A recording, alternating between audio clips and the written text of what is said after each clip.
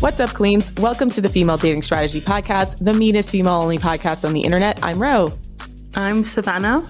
And I'm Lilith. All right, so today's episode, we're going to talk about hobosexuals. And also hobosexuals in the context of the larger homelessness problem, because there was some discussion on our Twitter accounts in the past week, or at least, I don't know, Lilith, you actually explain what happened between a very prominent Twitter user who talked about her experience with homeless men. And then there became like a huge blow up on Twitter about just how sorry should we feel for transient homeless men. Yeah, so the context of this discussion, or the events leading us to make this episode, basically. So last week on Twitter, one of my Twitter mutuals, Planet of Jaw, she tweeted, "I hate homeless men. I don't give a fuck. I was just in Dunkin' Donuts, and when I went up to order, some homeless man came up asking me to buy him some food. And when he saw I wasn't going to do that, he got mad angry and literally put his hands in my face and pushed my head. Bro, when I tell you I saw red." And then she has a whole thread basically explaining that she later gave money to a homeless woman and that guy got really, really angry. And she got hugely dogpiled. At the time that I took a screenshot, it was almost 1,300 quote tweets. She had almost 4,000 likes though, so that's pretty good. Not a bad ratio. Not a terrible ratio. But yeah, a lot of people on Twitter were hating her for it. And, you know, we're going into her history, trying to dox her, you know, posting pictures of her face, like adding her to lists like people I'm gonna rob, you know, stuff like that. Really like, you know, Twitter harassment, right? And I posted a tweet, you know, saying that she was based for posting this, basically. And she went on private, basically, to avoid getting harassed on Twitter. We wanted to talk about how she made a few good points, basically. Points were made. Points were made. Yeah, exactly. She wasn't wrong. She didn't lie. I was actually quite surprised by the backlash to that tweet and just how many people, including people who haven't had much interaction with homeless men, were just blindly defending, like, not just the homeless man, but homeless men in general. And I just think it's such a nuanced and complex discussion that I wasn't really seeing on Twitter. And anybody who, like myself, who even suggested that actually there's an other side to it, they would just, you know, called a nasty person, you shouldn't be working with them. I was like, well, yeah, I know, that's why I quit. And I've been so much happier ever since I quit. That, like, that's not like an L. Like, I got out of it, so... The homelessness conversation is the last bastion of male victimhood, right? Like, that's the place where they most often claim that they're the most victimized and use this evidence that men are discriminated against in society.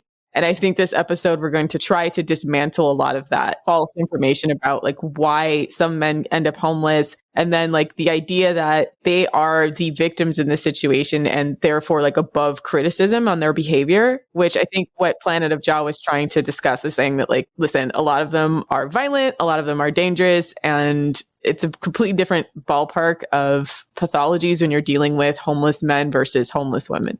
Yeah, 100%.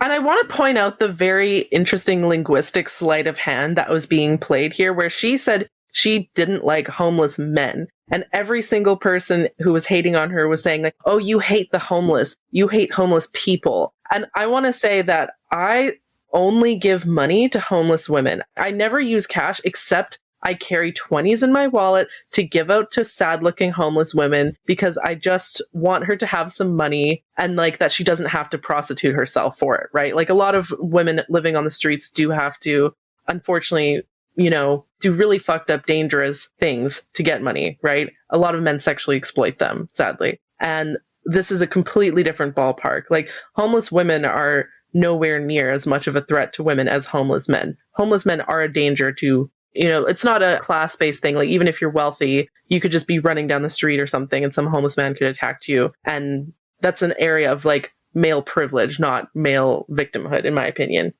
Right. A lot of crimes are committed by men who are usually described as transient, right? Especially the smash and grab sex crimes are like and in fact, there was like just a huge case in the news recently because I think one woman who was a daughter of someone who was extremely wealthy in the United States, like she was jogging, she was abducted and murdered by a homeless person. So there's just like a massive difference in why some of these men end up on the fringes of society. And it's not all because, you know, they're down in their luck. Like some of them are legit sociopaths and drug addicts and people that for whatever reason we can't effectively integrate in society because they are too mentally and emotionally unwell or dangerous. Yeah.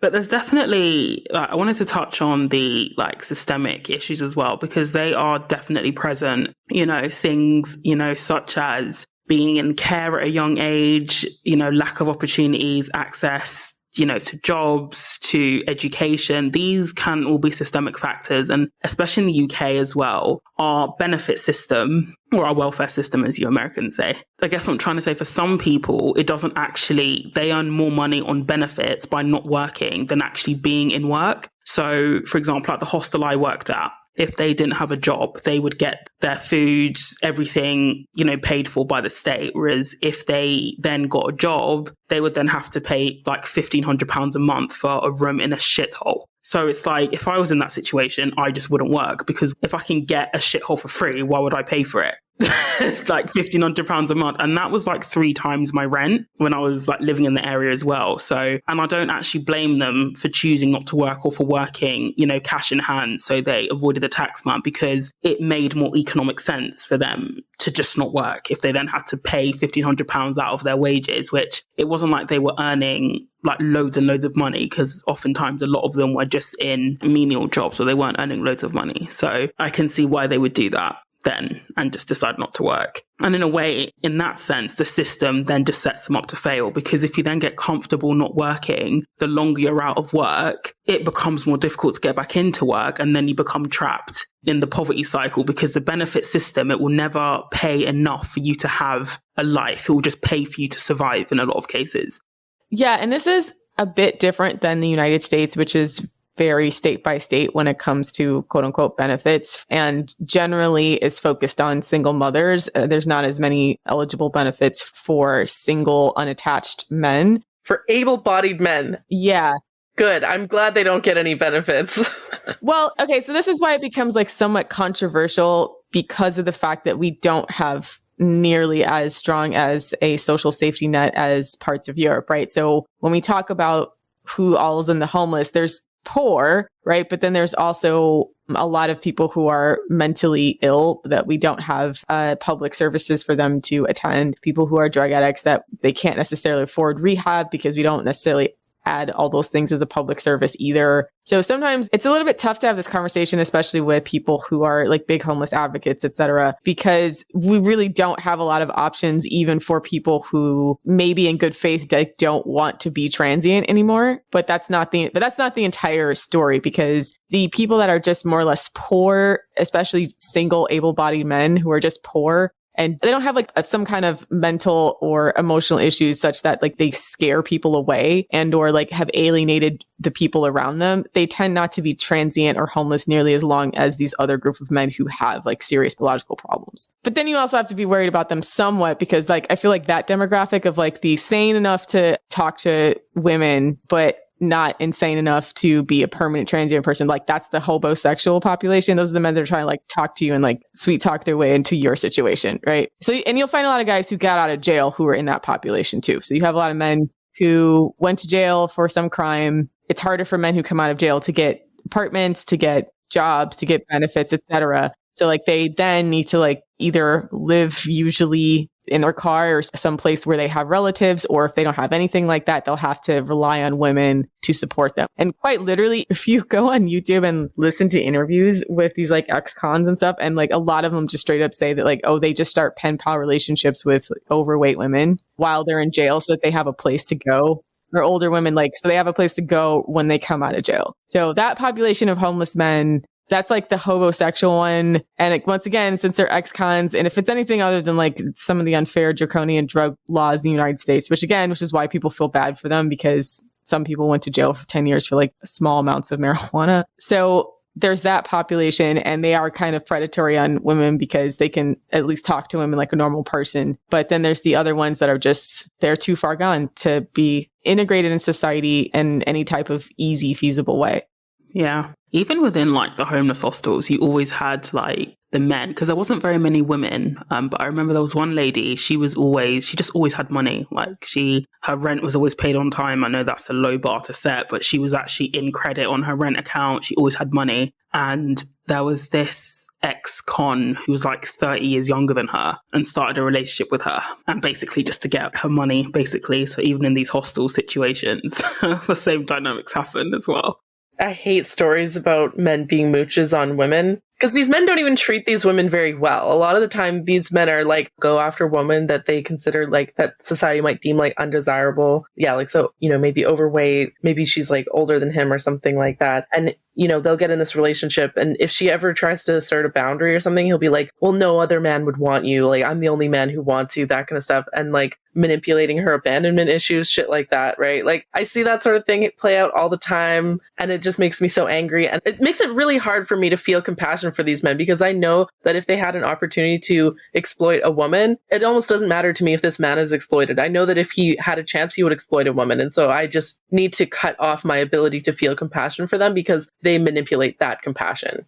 Yeah, and like what was like doubly sad about this particular situation, and I guess it goes back to, pick meism in the homeless population to some degree, is that the woman in this situation, she would actually risk her own tenancy to help this guy out. So when he got evicted due to like not paying his rent and, starting a fight that he lost, by the way, it was actually hilarious. He picked a fight with another man who was smaller than him, and he basically got beaten the shit out of. And I remember watching the CCTV back with my colleagues, and we were all just pissing ourselves because he started the fight, lost and got kicked out. And it was just like multiple L's in the same day. So after he got kicked out, and it was always the smaller guys, actually, they could scrap. Like, they were like the most vicious scrappers, like the guys who were like 5'6", they would be beating the shit out of guys who were like 6'4", 220 pounds, like really beating the shit out of them.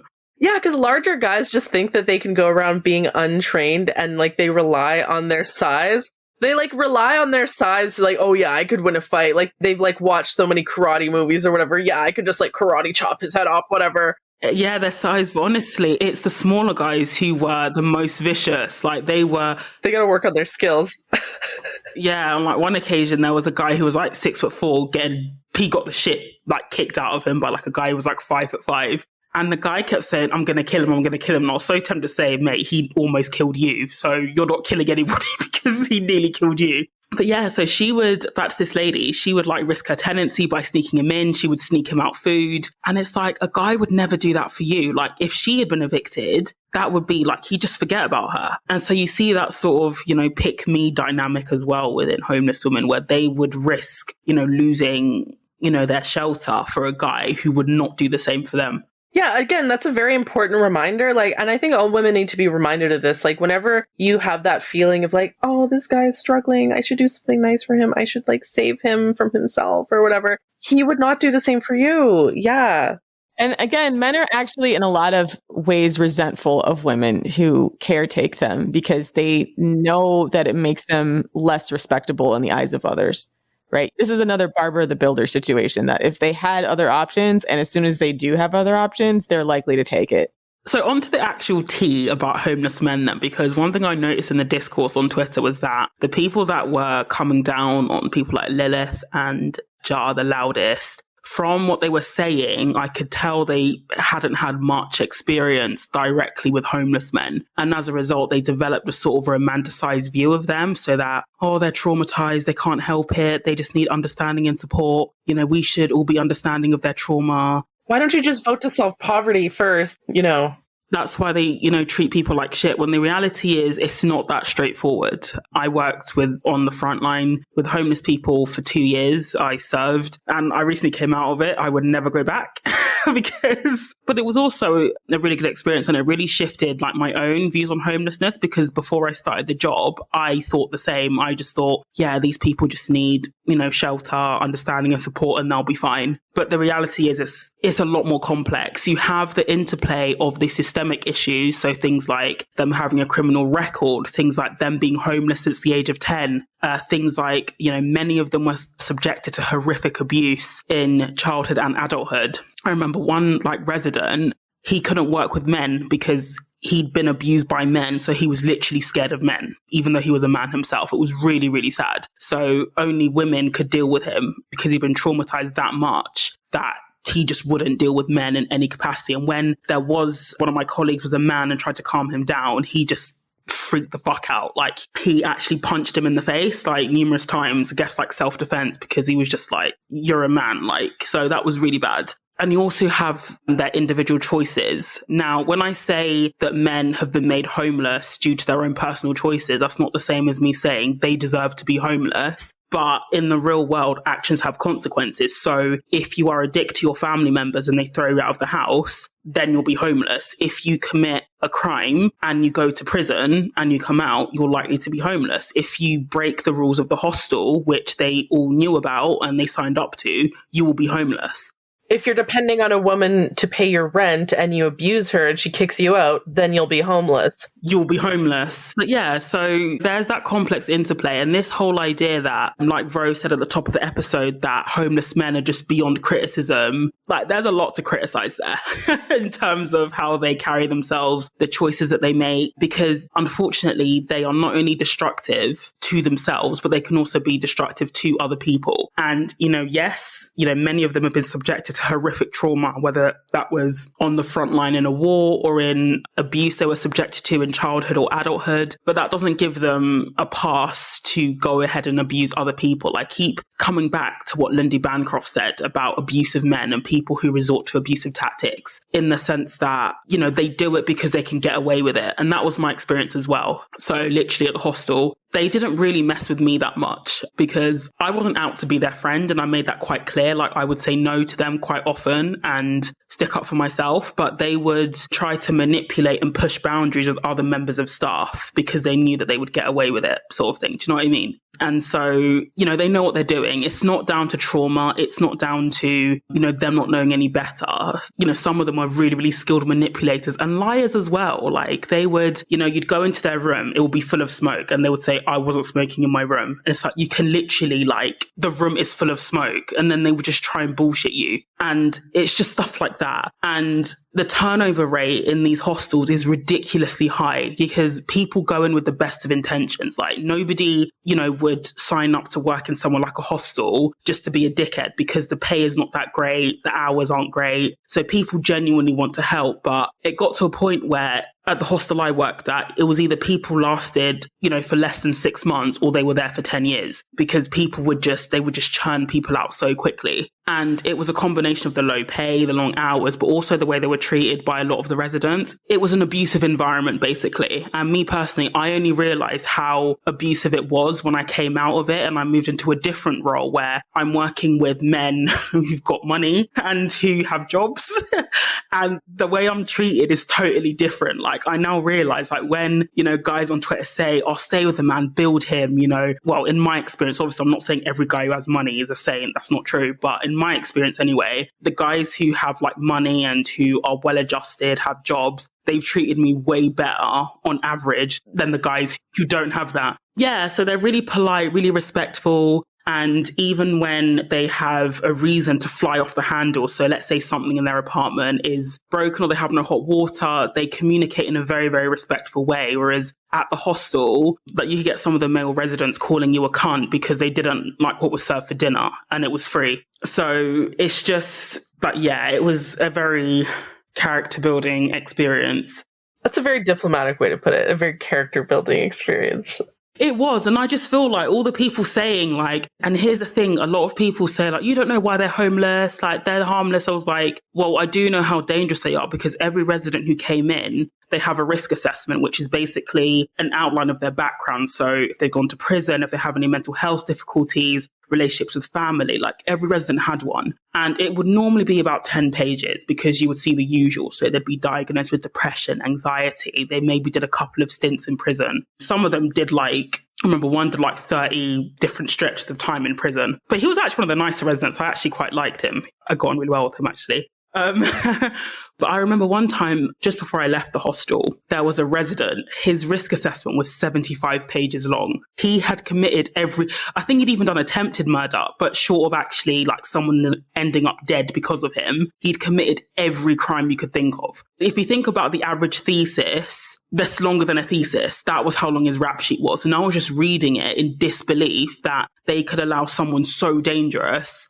Wait, he was a staff member, not a resident? No. He was a resident. Okay. So, but the thing is, like, we would have to manage that risk. And the thing is, we weren't trained in things like security, or we don't have guns like they do in the US. So, so they literally had to hire an extra security guard just for him to literally follow him around, because majority of his offenses were sexual offenses towards women. And just as I was leaving, I heard murmurs of him like sexually harassing the staff members as well. And there was a lot of sex offenders in there, like pedophiles. I'm talking like straight up pedophiles, like the Carl Anderson open pedophiles. Like that was a guy who was quite old. He was really sweet, really, really nice. In the States, that's actually a huge portion of the population of homeless people, because depending on the state, they can't live within a certain amount of miles of where there are children. Of children, yeah. It's the same in the UK. Like, they're restricted in terms of their movements. But there was one, he had like, was it 100,000 files of category A child porn, which is like the worst one you can imagine. And he was banned from the internet. Wait, he got banned from the internet? How does one person get banned from using the internet? Because he had like 100,000 files of the worst kind of child porn you can imagine. Like, how did they enforce that? Can he just like buy a phone, get a SIM card? Like, no, I think they have a way to track it. You can actually, it's an actual like punishment in the UK. It's quite rare, but I guess he deserved it, yeah. Child porn habit, like, warranted it. Yeah, so he couldn't use the internet, basically. And a lot of them were rapists. A lot of them, like, sexually assaulted, men and women. It was just, I rarely met a resident who hadn't done a stint in prison for some form of violent crime in my time there.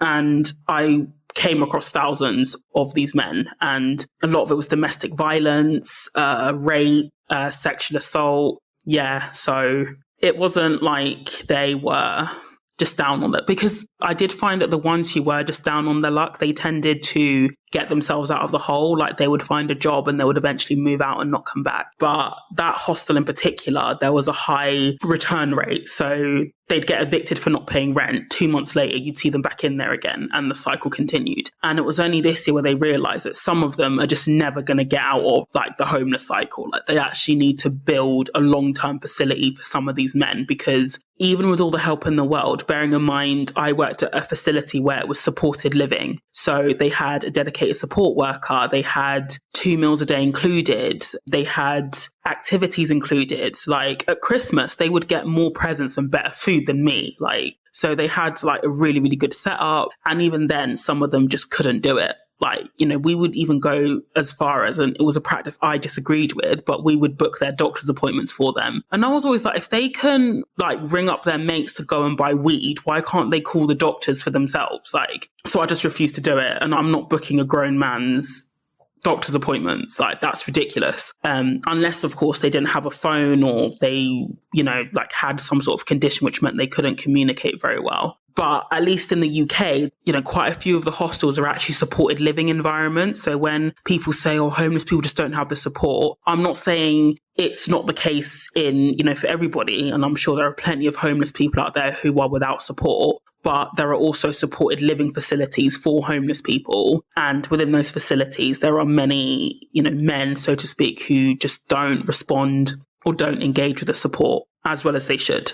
Yeah, I mean, I am biased against these sorts of men because, there are men in my own family that, I've talked about this on the podcast before, like how, my great-grandfather were like really shitty people that like domestically abused their wives and traumatized their kids. And so there's like generations of trauma there with not only me and my sister, but my cousins as well, and my second cousins.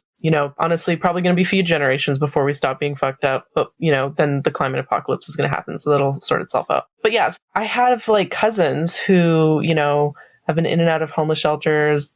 Some are addicts. Like, I had one cousin in particular who spent some time in foster care, but as like an older teen. And when you're like an older teen in foster care, and a lot of the times they'll be in like a sort of group home kind of situation. And he was like molesting the other girls there, and sometimes boys too, and got kicked out of his group home. And what the story that we heard first that he was telling everybody that was that he claimed that he was sexually abused in foster care or in this group home. But actually, he was the actual sexual abuser. Like he was going around telling people like, oh, help me. Like I was like, I was in foster care. I was like molested in my group home. Like, I have so much trauma, like help me kind of thing. And we found out later that was not actually true, that he'd like molested a ton of girls. And so that was something that really shook me when I was younger. Me and him were about the same age. So I was in my late teens and early 20s when I found this out. And that was one of those. And my family, like my parents, he actually came knocking on my parents' door at one point, asking for their help. And he stayed the night at our house a few times. Like we didn't get molested, but like, that was the thing that could have happened, right? And, and he robbed us as well. So there's like a whole, like he stole shit from us as well. So like my parents stopped like letting him come over. Right. But this is the story of a lot of these guys. Like we're laughing, but like, it was really shitty for us at the time to wake up in the morning and there's no TVs in your house. Like, oh, we gave him a place to stay and like a dinner the night before, right? We're so sorry what you went through, Todd. Like, we're going to get you through this kind of thing. And like, yeah, and he just like, I mean, I'm glad that he robbed us instead of molested us. Like between the two things, honestly, I think losing our TVs was less traumatic probably than getting like literally raped. So I'm actually glad, like given the two options that he could have done, he went with that one. Still like these sorts of men are dangerous, and they're not just a danger to themselves, but they're a danger to the people who help them a lot of the times, right? That's why I'm kind of biased against these men and why I'd always advise women to exercise caution with these sorts of men, with these sorts of sob stories, because a lot of times they'll say, oh, I'm a victim, I've done this and this, but they're not the victim, they were the perpetrator. And the reason why they're homeless is because they got caught. They finally faced consequences for their actions. And living on the streets, I think, is a fair consequence for men who are like child molesters. Like, I think men like that deserve to suffer, honestly. Like, social isolation. They're supposed to be socially isolated from people who would be victimized by them. And that's like an uncomfortable conversation because I think a lot of the do-gooder types, they think about this problem in terms of numbers and in the abstract. And this is what happens a lot of times with academia or like women who take up these pet causes because they like, I'm going to go fly to some remote village in Africa and save the people there. Like they have this savior complex and they just don't understand the politics on the ground level is way, way, way, way more complex than they've been led to believe. Like, I would love to say that like the homelessness problem is as simple as just like building more homes. But the truth of the matter is it's not. And this is a big problem in the States right now. There's like a huge conversation about some of these states that have much larger populations of homeless. I think California being the largest one, if I'm not mistaken, of like unsheltered homeless people, meaning homeless people that just quite literally live on the street in tent cities. There's other states that have homeless people, but they have a better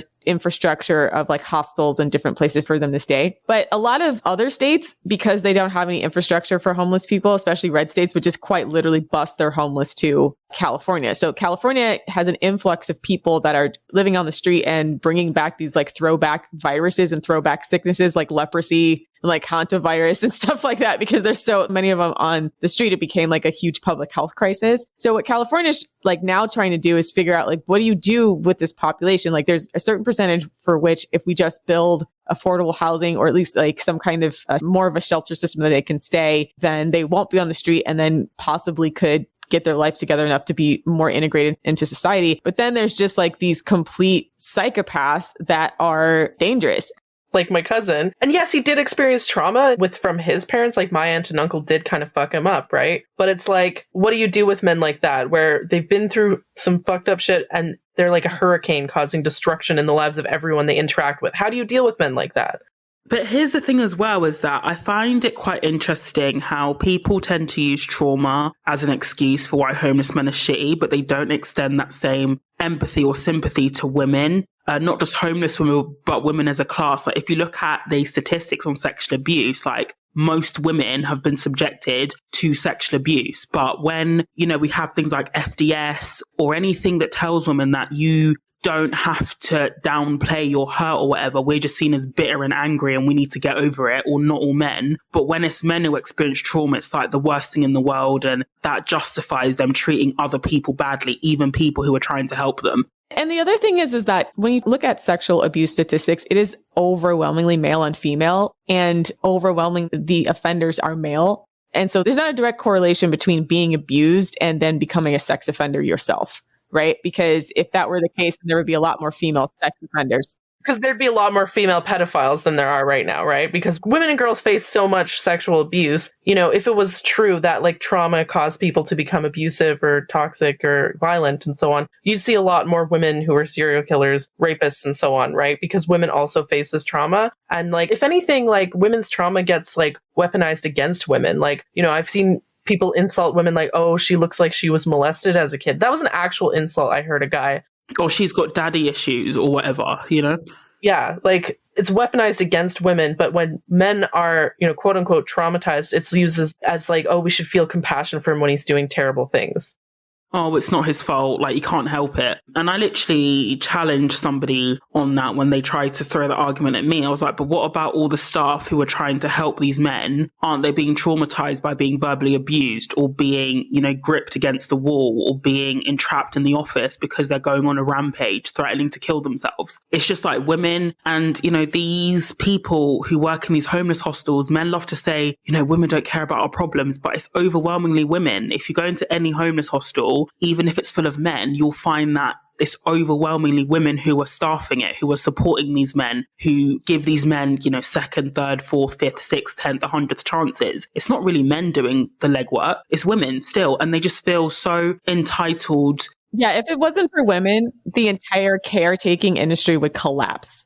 It would collapse. And it just feeds into that. And, you know, going back to what we say at FDS, the way men and society in general, even other women, I guess down to internalized misogyny, they feel so entitled to women's emotional labor, especially when it comes to essentially shitty men. They just feel so entitled to it. And there's no consideration for their feelings. It should just always be about the man and his feelings. Even if he's treating them really badly, they should just understand it and just get on with their job. And then if they can't hack it, they're a bad person. If they can't take the abuse anymore, then they're a terrible person. It's really an abusive... It's abusive dynamic. It's a dynamic that exists, like, that's society-wide, but it also exists on, like, the individual level, where society is revolved around the feelings and the needs of men. And in an abusive relationship, the relationship is centered on the feelings and the needs of the abuser. And the female partner, like, her needs and her wants are seen as irrelevant or as inconvenient or as an obstacle to the man's happiness, right? So this whole discussion on like, we need to feel bad for homeless men, even though a lot of them do terrible things to women, like exactly the sort of discussion that we see on, you know, men who are abusers in relationships, they often play the victim as well, or they often make themselves seem out to be a victim as well. Or they say, oh, I abuse because like my mom was abusive to me. And like, you know, or they'll just straight up Darvo and just say, you know, she's the abuser. And that's actually what happened in the hostel, is that they would say that we're the worst people in the world, we're selfish, we don't care about them, you know, whilst extracting our labor, like from us and basically depending on us as well. Yeah. And you see that in abusive relationships all the time, right? And so again, like I tell women who are in abusive relationships all the time to like, stop buying his Darvos, stop believing the lies that he tells you about yourself, stop believing that the lies that he tells you about him, right? Feel less compassion for it. When men know that you feel compassion for them, they'll emotionally manipulate you.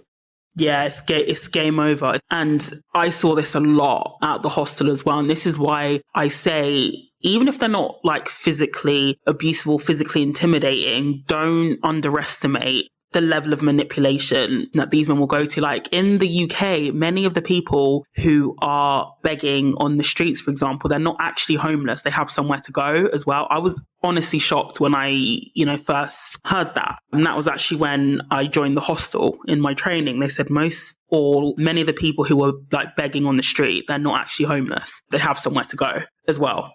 That was the craziest thing when I was in Europe too. Like the homeless people in Europe are so much more like put together than the homeless people in like Canada. I don't know if Canada and the US have similar homeless people, but like the homeless people in Europe seemed like reasonably young and able-bodied. A lot of them like were dressed sort of like, I guess, kind of nicer. And like, yeah, a lot of them are like, why are they on the streets begging when they're on benefits? I don't understand that. Like, why do they do that? Because it's more money. It's more money. And I guess like it's like more money to spend on what they want to spend it on. Because again, like I think when I was at the hostel as well, they had to pay like a nominal rent out of their benefits. And a lot of them just hated paying for it, even though it was something ridiculous, like maybe £30 a week or something like that. Which if you're getting room, board, 2 meals included, that's like nothing, especially given how expensive rent is in the UK. And they just wouldn't want to pay for it. They would just, you know, want to spend it all on themselves. And the way they spent money on drugs and alcohol was like nothing like I'd ever seen. Like what was really funny as well was that they would all know when each other was getting their benefits. So you knew when somebody had just been paid because they would have like a swarm of the homeless people just like following them around because they would get things like drugs and alcohol. And I remember there was one gentleman who mistakenly received like $5,000 in benefits payments. It was a mistake and he knew it was a mistake. And the staff were telling him, look, send it back to DWP, Department of Work and Pensions, send it back. And he was like, yeah, no, I'll spend it all because then I'll only have to pay back like £5 a week, which is true. Like if you have no money, DWP will take like maybe £5 a week until you pay it back. But obviously if it's $5,000, you'll never pay it back. But he spent the whole lot in 3 days on drugs and alcohol, just $5,000. Yeah, there's a lot of these like Hunter Biden types. I don't know who Hunter Biden is. I don't know who he is.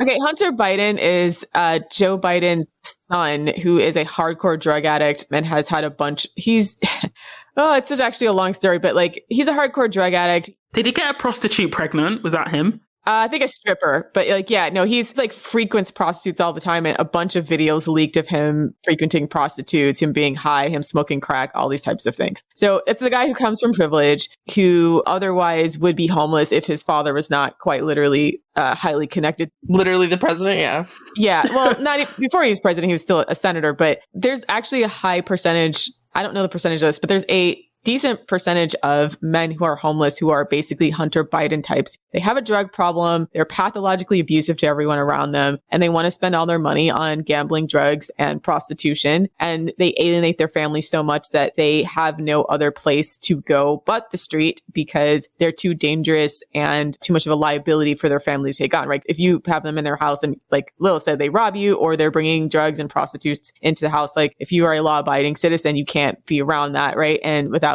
risk of the police getting involved. And I actually had a classmate that was like that, where came from a lot of wealth, mind you. A couple of my classmates, like shortly after graduation, we saw him like downtown, high out of his mind, like ripping pages out of a book just on the street. But like, this is a person who came from wealth, but he was essentially just so gone out of his mind, addicted to drugs and addicted to whatever else that he couldn't function in society. And I think he actually dropped out of our school. He didn't graduate with us. So there's things like that where, you know, when we talk about homelessness, like first of all, stratify by sex and say the homelessness problem among women is vastly different than the homelessness problem among men. There's some overlap, but like to act as if the specifically homeless male problem isn't a significant portion of it is not of their own design would be a little bit disingenuous.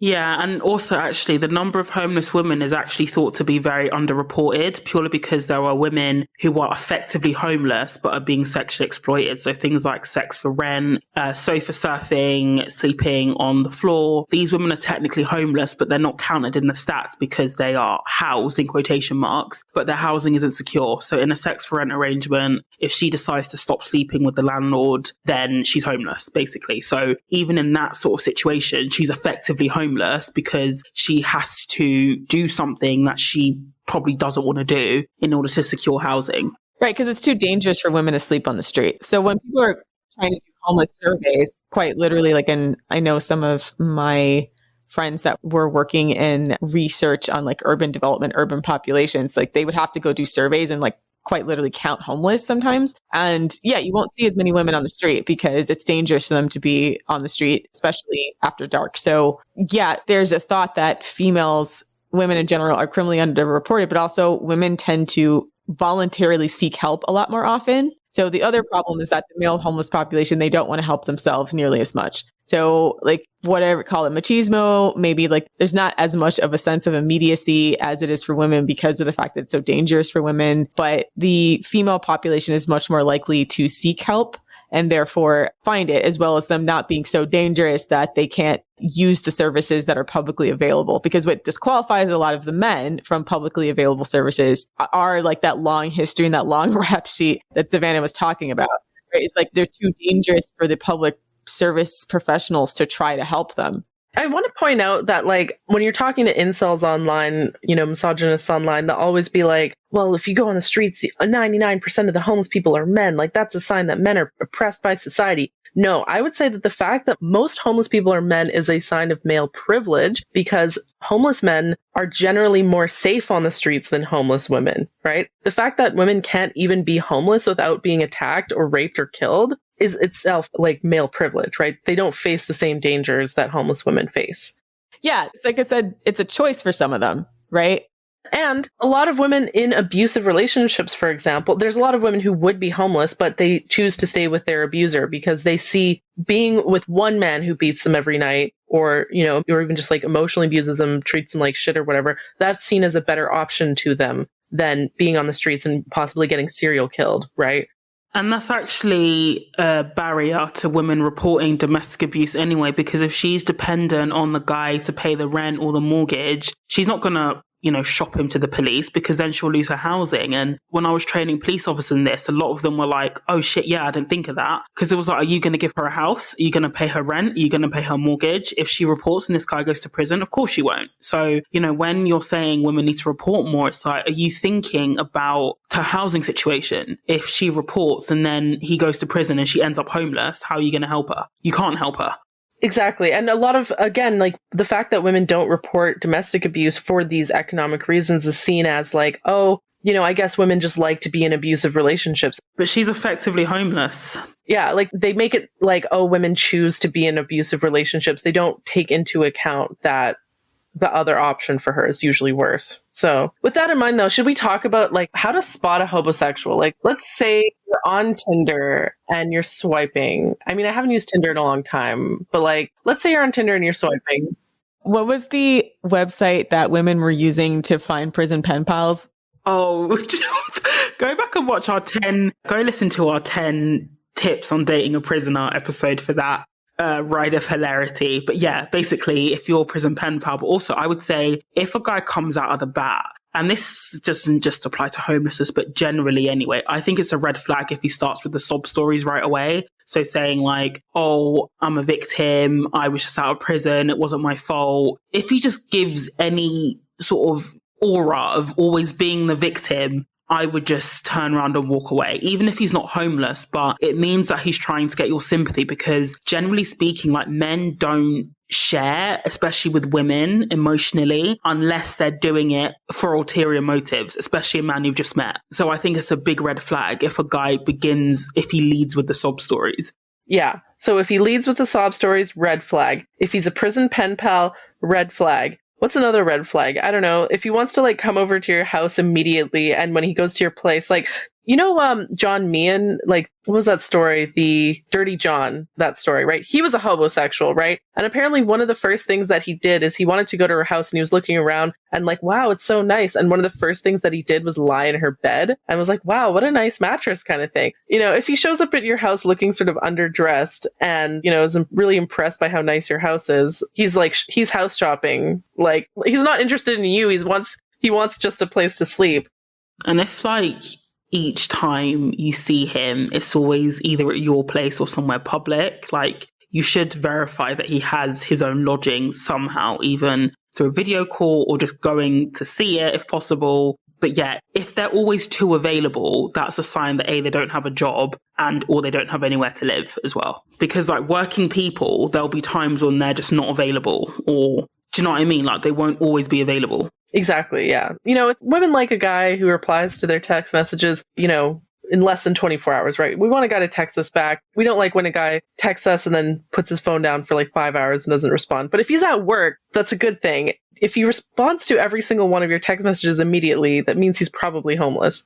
Yeah, and if he always wants to hang out, but, you know, when you hang out, it's either in public or at your place, something's not quite right there. If he doesn't mention having a relationship with any friends or family. Yeah, that's another big one. You know, he's just kind of out here. Or if his friend is named Toothless Joe, maybe that might be a red flag. That's another thing, is I would seriously question any man who doesn't have any kind of support network. Like, because men always want to be like, oh, it's because, you know, of like, they always want to make it seem like it's not their fault, or, that it's other people who aren't supporting them. But it's like, as a man, like, why do you have nobody? Like, even if your parents were terrible and they kicked you out and stuff, why not like go make an effort to like make friends, build your own support network? Like, even if a man did go through something terrible, his like inability to build a support network is itself a red flag. Yeah. I mean, that's part of the journey of being a man and being able to contribute to your community. Like, you do have to have some value to people, right? It doesn't mean that you have to like contribute monetarily, like if you don't have the money, but for people to not want you around at all, it's giving incel, right? Yeah. Red flag.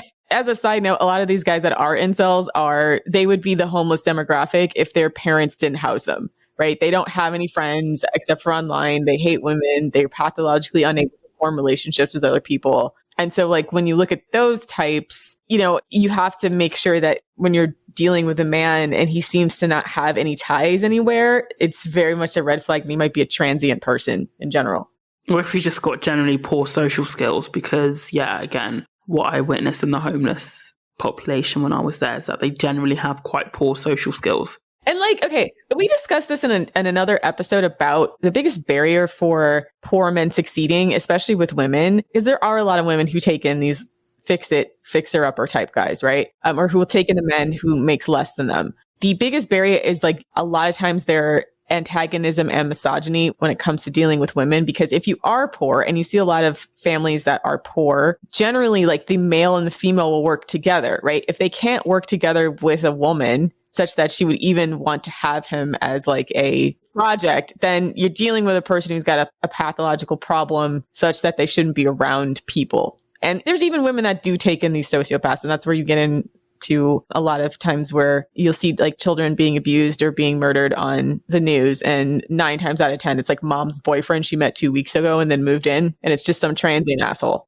So I saw this like TikTok. It was on Twitter, but it was like a recording of a TikTok that was on Twitter. It was like, it had this uplifting background music, like you're supposed to see this as a success story. But it started out with like, I found this guy on the side of the road, took him home, cleaned him up, got him some clothes, fed him, found him a job, all that kind of stuff, blah, blah, blah. And then he cheated on me. And I'm just like, girl, why would you go through so much effort?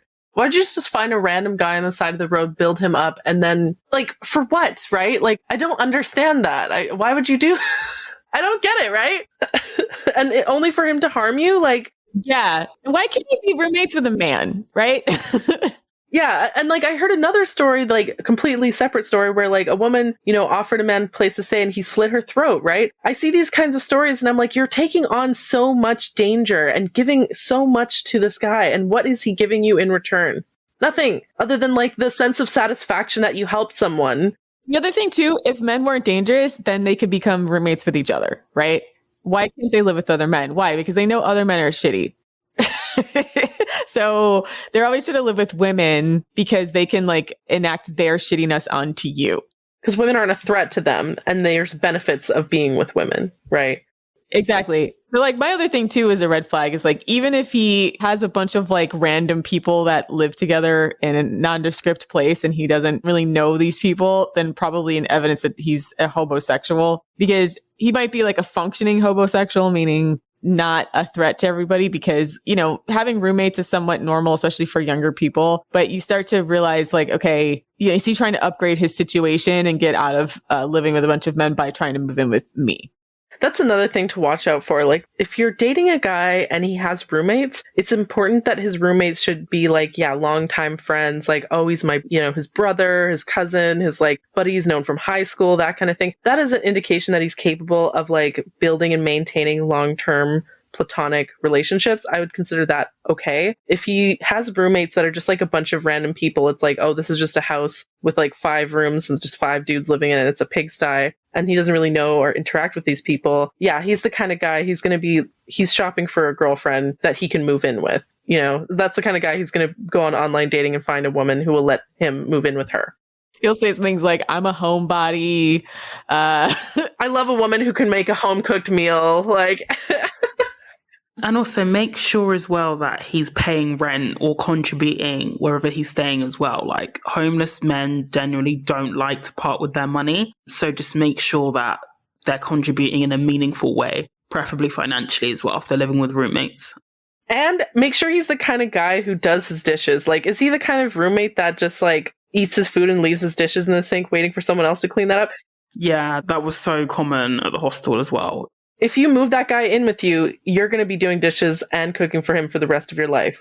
And just general appearance as well. Like, we hate to fit the stereotype, but it's not like homeless people go around smelling of cologne and in, well-cut suits as well. So what's their grooming like? Do they wear the same telltale sign? Actually, do they wear the same clothes every day? Because at the hostel, some of them, even though they could get clothes for free, but they would literally wear the same clothes for weeks, months, and not wash them. I shit you not. So are they wearing the same clothes every day? Because if they are homeless, definitely.